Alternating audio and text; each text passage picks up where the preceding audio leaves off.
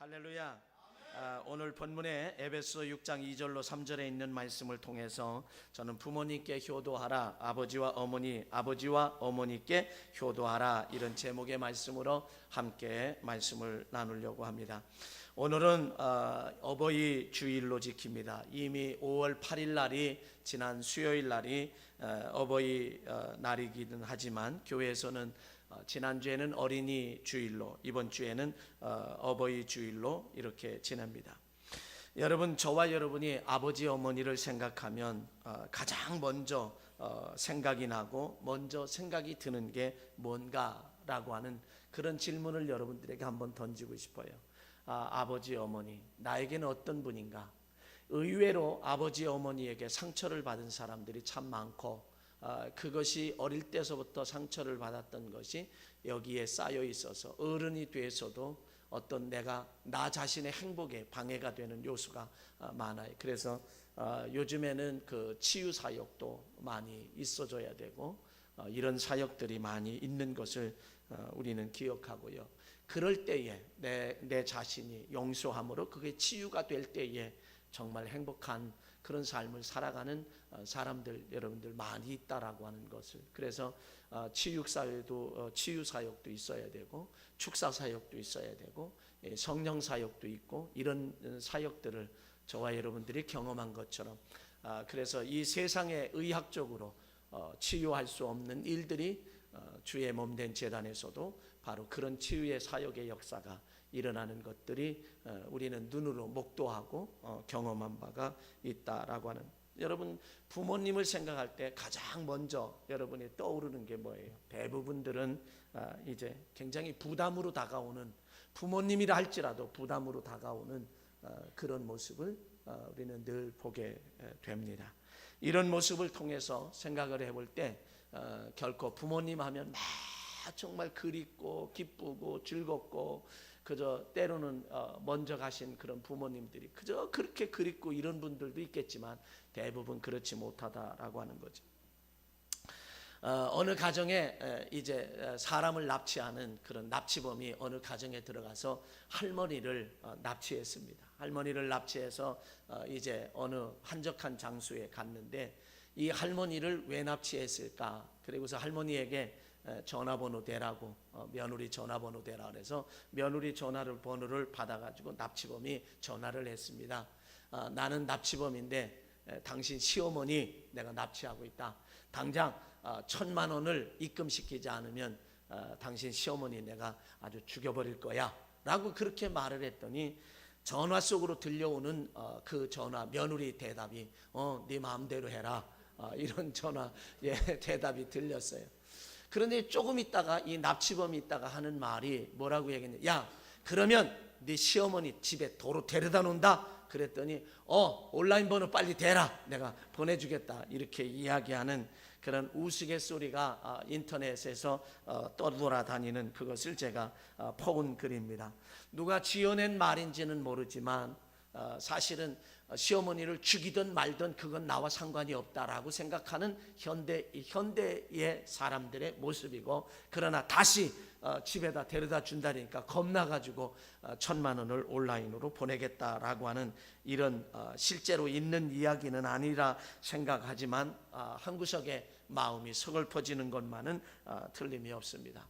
오늘 어버이 주일을 맞이해서 아버지와 어머니에게, 내 아버지와 내 어머니에게 효도하라 라고 하는 이런 제목을, 왜 공경하라고 하는 말씀을 했는데 저는 왜 효도하라 라고 하는 그런 제목으로 썼을까라고 하는 그런 의미입니다. 공경이라고 하는 것은 몸가짐을 조심스럽게 해서 받들어 모시다, 남을 대할 때 몸가짐으로 조심스럽게 하고 받듬이라, 이렇게 국어사전은 풀이하고 있습니다. 그러나 효도라고 하는 것은 자식들이 어버이를 공경하고 잘 섬김이고, 또 어버이를 공경하고 잘 섬기다라고 하는 그런 구체적인 그런 국어사전의 풀이를 볼 때에 효도라고 하는 말을 써야, 공경이라는 말보다는 효도라고 하는 말을 써야 우리의 피부에 와 닿고, 그리고 더 구체적이다라고 하는 그런 생각 속에서 아버지와 어머니께 효도하라 하는 그런 이 원론적인 말씀을 좀 생각하면서 함께 말씀을 나누려고 합니다. 오늘 본문에 가보면 이렇게 말합니다. 첫째, 내 아버지와 어머니를 공경하라. 이것이 약속 있는 첫 계명이다.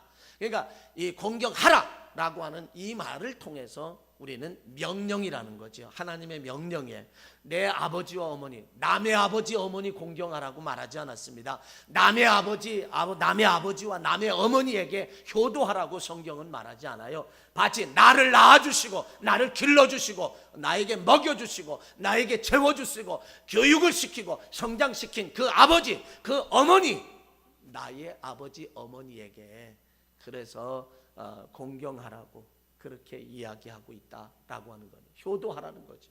다른 사람 효도하라는 게 아니에요. 나의 아버지, 나의 어머니에게 효도하라고 그렇게 말씀하고 있다는 거죠.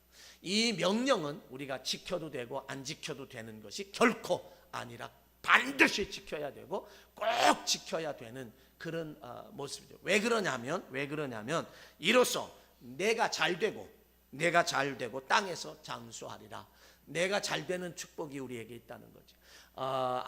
내 아버지와 어머니께 효도를 하게 되면 이 명령에 순종하게 되면 이 명령 하나님의 명령에 그렇지 않아도 명령이 없다 할지라도 나를 낳아주신 아버지 어머니께 효도하는 것은 지극히 당연한 일이에요. 너무도 당연한 일. 그런 말씀이 없다 할지라도 우리는 효도해야 돼요. 그런데 하나님께서는 우리에게 명령까지 하세요. 당연한 일을 명령까지 하세요. 그러나 그 명령에 순종하게 되면 잘 된다는 거예요. 잘 되게 땅에서 이제 내가 잘 되고 잘 된다는 얘기는 형통하다는 얘기죠. 모든 일이 잘 되고 그 다음에 땅에서 장수하리라. 오래 사는 축복의 역사가 있다. 결론은 뭐냐면 당연한 일을 했음에도 불구하고 내 아버지와 어머니에게 효도를 하면 당연한 일을 했음에도 불구하고 하나님이 명령하신 것에 순종하는 결과가 있기 때문에 하나님은 잘 되는 축복, 내가 다른 사람이 잘 되는 것이 아니라 내가 잘 되는 축복을 주시고 그 다음에 땅에서 장수하는 축복을 우리에게 허락하신다는 이 사실을 우리에게 말씀해 주고 있다라고 하는 이 사실을 우리는 기억을 합니다. 여러분, 성경은 순종하게 되면 우리에게 축복이 있어요. 구하라 그랬으니까 구하면 우리가 구하라 그러면 너희에게 주실 것이요, 찾으라 그러면 너희가 찾을 것이요, 문을 두드리라 그리하면 너희에게 열릴 것이니 라고 하는 이 말씀, 마태복음 7장 7절의 말씀입니다.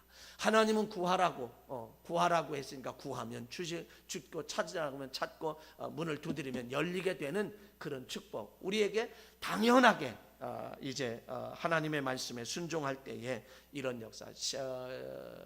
그 다음에 신명기 28장 1절로 이제 13절에 있는 말씀에 가보면 하나님의 말씀을 지키고 하나님의 말씀에 순종하면 들어가도 복받고 나가도 복받고 떡반죽 그릇, 하나님의 말씀을 지키면 들어가도 복받고 나가도 복받고 떡반죽 그릇 기름병이 복을 받고 구워줄지언정 구임받지 아니하고 넉넉하게 되는 축복에 대해서 순종하는 자에게 주어지는 축복을 얼마나 많이 말씀해 주고 있는지 모릅니다. 그러므로 이 명령에 우리는 순종해야, 자식으로서 당연하기 때문에 해야 되기도 하지만 그러나 하나님의 명령이기 때문에 우리는 그 말씀에 순종을 해야 한다라고 하는 이 사실을 저와 여러분들이 기억해야 한다는 거죠.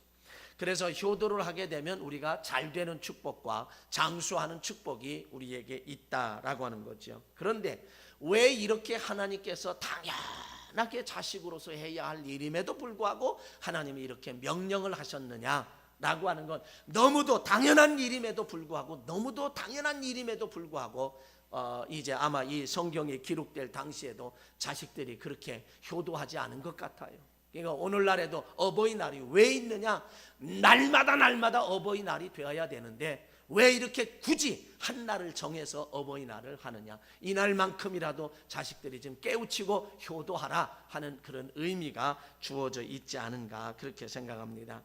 자, 오늘 말씀 속에서 우리가 생각해 보면 오늘 본문의 말씀은 출애굽기 20장 1절로 16절에서 말씀하고 있는 십계명을 인용한 말씀입니다. 출애굽기 20장 1절로 2절에 가보면 하나님이 이 모든 말씀으로 말씀하여 이르시되 나는 너를 애굽 땅 종되었던 집에서 인도하여 낸 하나님 여호와니라. 지금 말씀하시는 하나님이 어떤 하나님이냐면 이스라엘 백성들을 애굽에 종되었을 때 그들을 모세를 통해서 해방시키고 이끌어내어서 젖과 꿀이 흐르는 가나안 땅으로, 축복의 땅으로 인도해낸 나 하나님이다. 그러니까 내가 하는 말을 너희들이 들으면 축복을 받는다, 은혜를 받는다, 평안하다, 건강하다, 이런 말씀으로 자기 하나님에 대한 신뢰를 시켜주는, 내가 이런 사람이다, 그런데 내가 이러니까 너희들 따라라, 순종해라, 명령을 하고 있는, 명령에 순종하게 되면 이런 복을 받는다라고 하는 사실을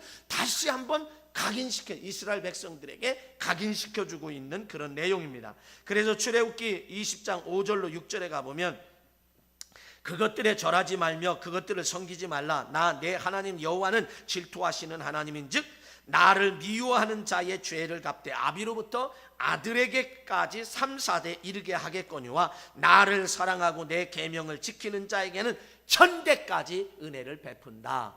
그러니까 하나님의 명령을 지키지 아니하고 불순종하는 사람들은 하나님이 미워하신다는 거예요. 하나님이 미워하시는 것을, 여러분 하나님의 미움을 받아가지고 잘 될 거 없어요. 하나님의 모든 인생에 필요한 모든 것들은 다 하나님의 손에, 하나님의 장중 안에 있는 줄로 믿으시길 바랍니다. 하나님께는 행복도 있고, 하나님께는 물질도 있고, 하나님께는 건강도 있고, 하나님께는 형통함도 있고, 하나님께 우리의 인생에 필요한 모든 것이 다 하나님의 손에 쥐어진 줄로 믿습니다. 그런데 하나님이 미워하시면 그걸 주겠냐 이거죠. 그런데 하나님의 명령에 순종하면 하나님은 그것을 주신다는 거죠. 그래서 하나님의 명령을 우리가 지키지 않으면 하나님이 미워하시는 것이고, 그 죄는 3, 4대 이르기까지, 아버지로부터 아들에 이르게 3, 4대 이르기까지 그 죄값을 찾고 그 죄값을 물으시는 그런 하나님이라. 그러니까 3, 4대까지 그것이 이어진다는 거죠.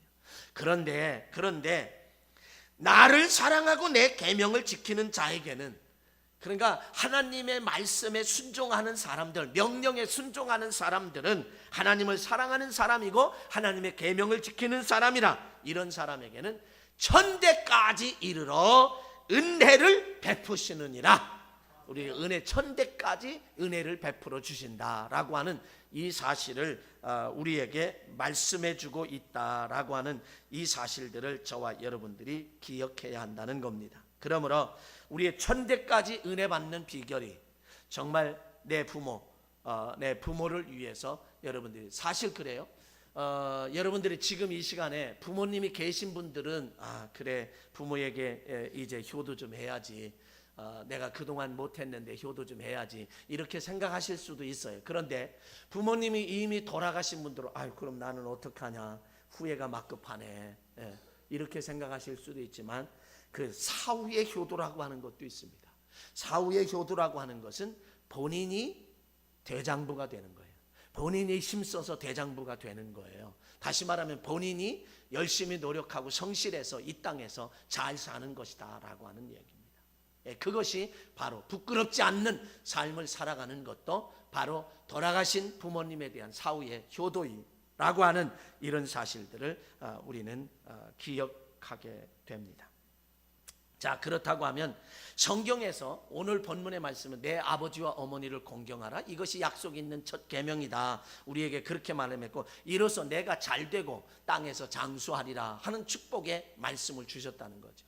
그래서 부모를 공경하면, 그것에 대해서 순종하면 땅에서 잘되고 내가 잘되고 땅에서 장수하는 축복, 이 대지는 세 개예요. 그러니까 우리는 내 아버지와 어머니를 이제 효도하고 그것을 순종하고 실천하고 그러면 축복이 우리에게 주어지는데, 성경의 대표적인 인물이 누구냐면 구약에 가보면 룻기서라고 하는 게 있어요.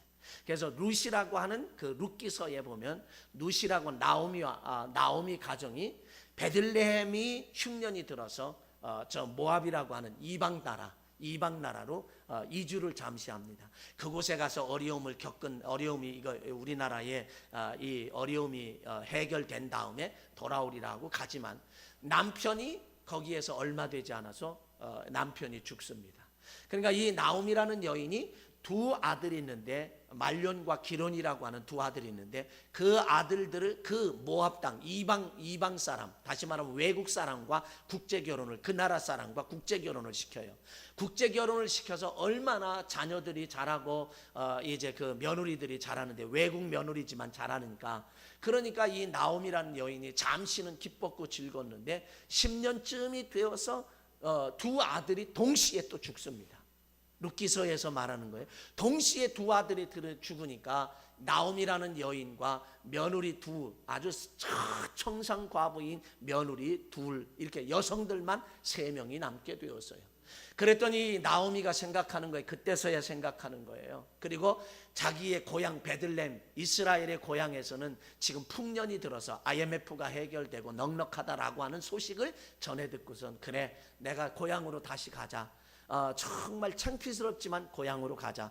고향으로 가려고 생각했더니 청상 과부들인 며느리 둘을 보니까, 며느리 오르바와 룻이라고 하는 두 며느리가 있는데, 큰 며느리가 오르바요, 둘째가 룻이라고 하는 둘째 며느리가 있는데, 그들을 바라보니 같이 출발해서 개나리 부찜하고 자기 고향인 베들레헴을 향하여 가게 됩니다. 가다가 그 며느리들을 어떻게 나오미가 봤나 봐요. 시어머니가 보니까 자기는 이제 할머니가 돼서 짐덩어리밖에 될 수가 없고, 이 며느리들은 앞이 창창하고 구말리 같은데 나하고 가서 무슨 희망이 있겠느냐, 아무런 희망이 없다. 그러면서 그 며느리 두 며느리들에게 뭐라고 얘기하느냐, 내 딸들아, 내 딸들아, 나와 내 남편을 선대한 것을 내가 알고 너희들에게 축복하노라. 하나님께서도 너희에게 선대해 주기를 내가 축복하노라 하면서, 그들에게 축복하면서 너희의 친정으로 돌아가서 새로운 너희의 삶을 살아라. 나하고 간들 무슨 희망이 있겠느냐, 무슨 내 딸들아, 내 딸들아, 내 딸들아, 내 딸들아, 돌아가라. 그리고 너희의 새로운 삶을 살아라. 그리고 그렇게 이야기를 합니다. 그때에 그들이 아니라고 며느리들이 아니라고 그렇게 이야기하지만, 나에게 무슨 희망이 있느냐, 지금 내가 아기를 가졌다 할지라도 어떻게 너희의 신랑이 되겠느냐, 그럴 수도 없지만 가졌다 할지라도 안 되는 일이다. 돌아가라. 내 딸들아, 돌아가. 너희들의 앞길에 행복이 있기를 원하노라고 축복을 해줍니다. 큰 며느리 오르바는 시어머니에게 입맞추고 이별을 하고 돌아갔지만, 작은 며느리는 그 시어머니에게 하는 말이 뭐라고 얘기하냐면, 이제 그들에게 말합니다. 내게서 어머니를 떠나며 어머니를 따르지 말고 돌아가라. 강권하지 마옵소서. 어머니께서 가시는 곳에 나도 가고 어머니께서 머무시는 곳에 나도 머물겠습니다. 어머니의 백성이 나의 백성이고 어머니의 하나님이 나의 하나님이 되시리니, 어머니께서 죽으시는 곳에서 나도 죽어 묻힐 것이라. 만일 내가 죽는 일 외에 어머니를 떠나면 여호와께서 하나님께서 내게 벌을 내리시고 더 내리시기를 원하노라. 그러면서 어머니에게 룻이 둘째 며느리가 그렇게 말하니까 시어머니 나오미가 결심이 굳은 것을 알고 그를 따라오지 말라고 돌아가다 뭐 이런 이야기를 하지 않았습니다. 돌아가라고 하지 않고, 그리고서 그 며느리와 함께 자기 고향에 다다르게 됩니다. 베들레헴에 달았는데 실제로 뭐가 있어요? 아무것도 없어요. 밭대기 하나도 없습니다. 논 하나도 없습니다. 뭐 하나 없어요.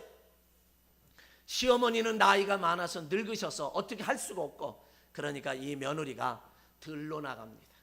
밭으로 나가서 시어머니에게 뭐라고 얘기하냐면, 어머니, 내가 이제 밭에 나갈 거예요. 그래서 그곳에 가서 이삭을 좀 줍겠습니다. 그리고서 밭에 나가서 이삭을 열심히 하루 종일 주워서, 그리고 그 이삭을 가지고 들어와서 시어머니에게 밥을 해주고 함께 먹고 이렇게 지나는 거예요.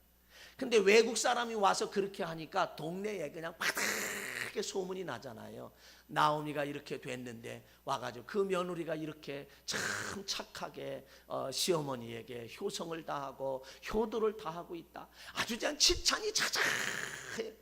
어느 날 어느 밭에 가서 이삭을 줍는데, 그 밭이 바로 그 땅에서 부자이며 유력한 자, 아주 성품도 괜찮은 사람이요, 마음씨도 고운 사람이요, 착하기도 한 사람이요, 멋지기도 한 사람이요, 그런 보아스의 밭에 가서 이삭을 줍게 됐습니다.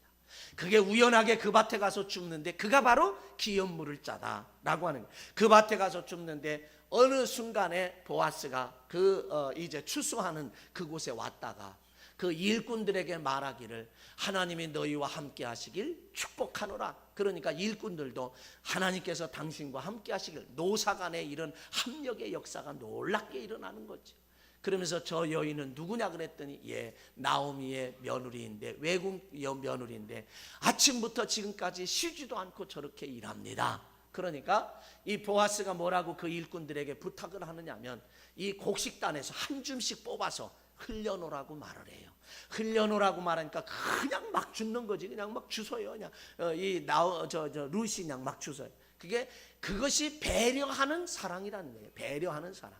그리고 났더니 그래서 이 루시, 그리고 너 여기 와서 점심도 먹고 물도 마셔라. 언제든지 와서 마셔라. 그리고 일하는 사람에게 그렇게 말리지 말라고 이렇게 먹게 하고 베풀으라고. 그리고 집에 들어가서 시어머니에게 미주알 고주알 다 얘기합니다. 오늘은요 참 복된 날이에요. 어느가 밭에 가서 이렇게 일하는데 그냥 떡도 먹게 하고요, 물도 마시게 하고요, 그냥 한 줌씩 그냥 막 뽑혀져 있어서 이렇게 오늘은 많이 이삭을 주워 가지고 왔어요.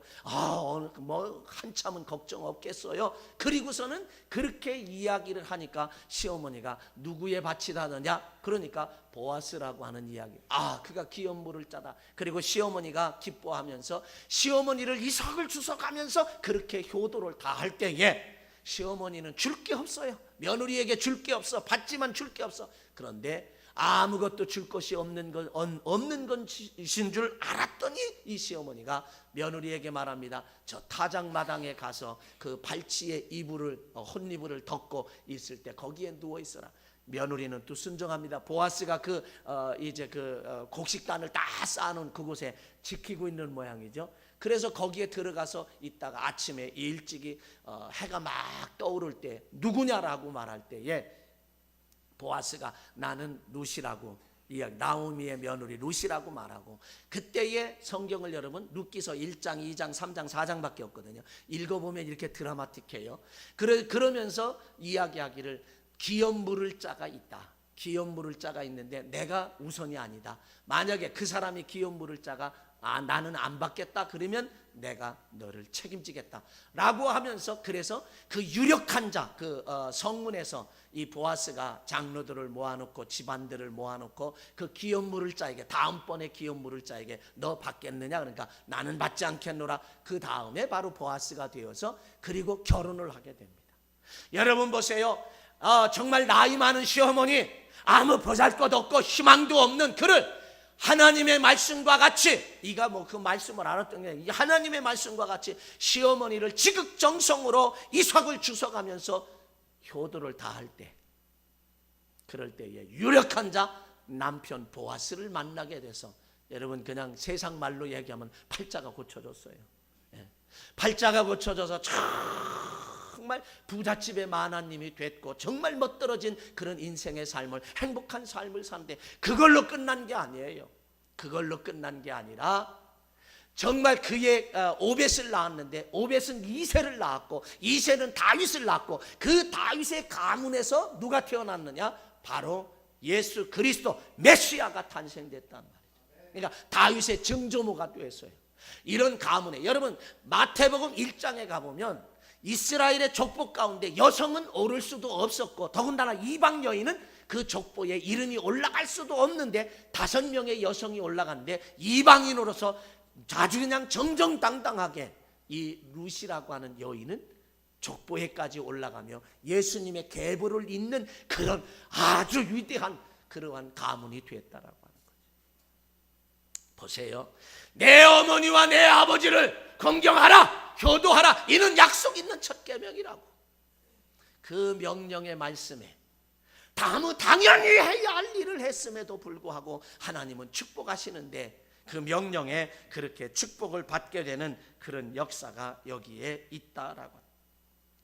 여러분 그래서 지극히 당연한 일임에도 하기만 하면, 순종하면 이렇게 축복이 받는다. 지난 8일에 어버이날에 하반신 마비된 시아버지를 20년간 극진히 봉양해 온 광양시의 홍성래 62세가 대통령의 상을 받았습니다. 광야급 홍성래 씨는 남편과 함께 구두 닦기로 하루에 1만 원의 수입에 어려운 살림으로 시부모를 39년간 지극정성으로 봉양했다는 것입니다. 특히 1990년부터 20년간 하반신이 마비된 시아버지의 대소변을 수발했으며 2005년부터는 뇌출혈로 쓰러진 시어머니의 대소변을 수발도 해온 공로로 인정받아서 금년 5월 8일에 대통령상을 수상했다는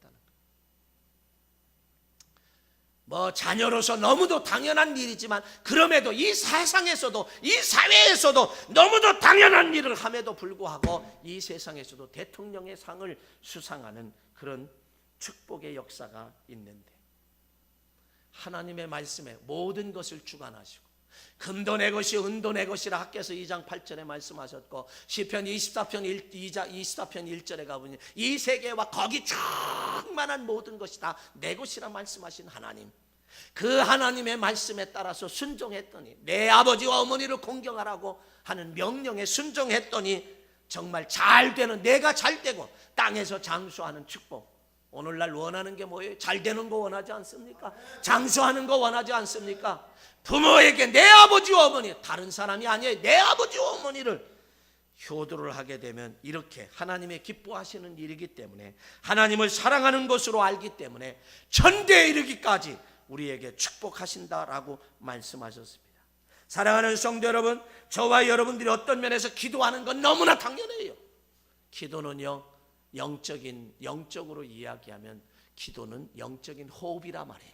숨 쉬는 거라. 여러분 숨 쉬는 거, 여러분 숨 쉬지 말라 그래도 자연히 숨 쉬어요. 근데 성경에서도 영적인 호흡, 영적인 숨 쉬는 것, 그래서 기도는 생명이에요. 그래서 교인이, 성도가 기도하는 건 너무나 당연한 거예요. 당연한 것을 함에도 불구하고 구하라 그러면 주실 것이요, 찾으라 그러면 얻을 것이요, 문을 두드려라 그러면 열려. 당연한 일을 함에도 하나님은 축복하시는 것, 기도가 바로 응답의 축복이 당연한 거지만, 그리스도인으로서 당연한 거지만 이런 축복이 있습니다. 찬양도요, 너무나 당연한 거. 여호와, 구원하시는 여호와 하나님 감사합니다 하고 찬양하는 거, 이게 찬양이에요.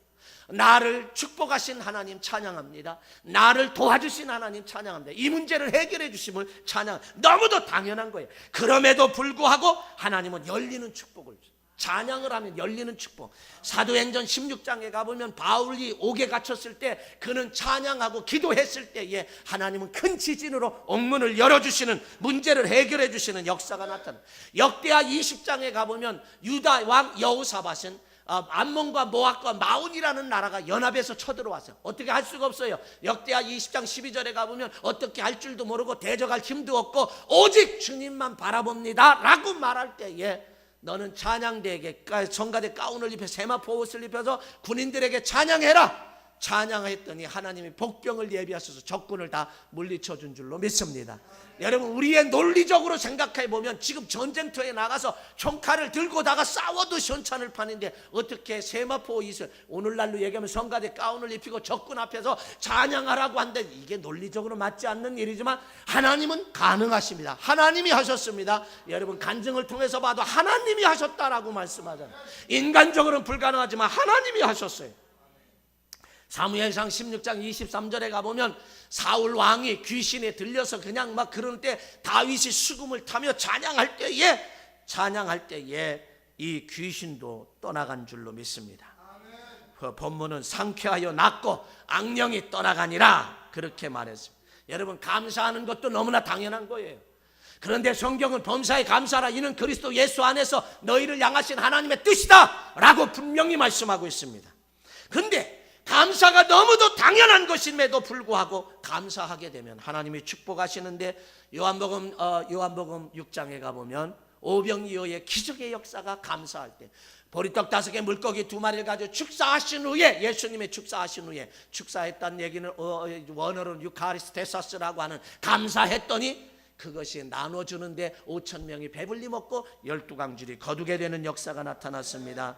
10명의 문둥병자가 낫기를 원하고 나와서 예수님의 말씀대로 제사장에게 가다가 깨끗함을 받았을 때 한 사람이 돌아와서, 사마리아 한 사람이 돌아와 예수 발 앞에 엎드려 살해하니 감사하니, 내 믿음이 너를 구원하였다. 내 영혼까지 구원받는, 감사가 당연함에도 이런 축복의 역사. 그래서 우리는 당연한 일임에도 내 부모를, 내 아버지 어머니를 공경하라고 하는 이 말씀은 너무나 당연한 거예요. 하나님의 명령입니다. 이 명령에 순종하게 되면 하나님을 사랑하는 것이고 계명을 지키는 것이라 천대까지 은혜를 베푸신다 말씀하셨고, 또 내가 잘 되고 땅에서 장수하리라 하는 이런 축복. 그러므로 저와 여러분들이 오늘도 우리에게 말씀하시는 이 내 아버지 어머니를 공경하라고 하는 이 말씀, 여러분 기억하셔서 부모님이 살아계시다면 더 열심히 여러분들이 그 일을 함으로 말미암아 이런 하나님의 약속하신 축복, 당연한 일을 함에도 불구하고 축복하시는 이 하나님의 놀라운 축복을 받아 누리는 복된 성도들 되시길 주의 이름으로 간절히 축원합니다.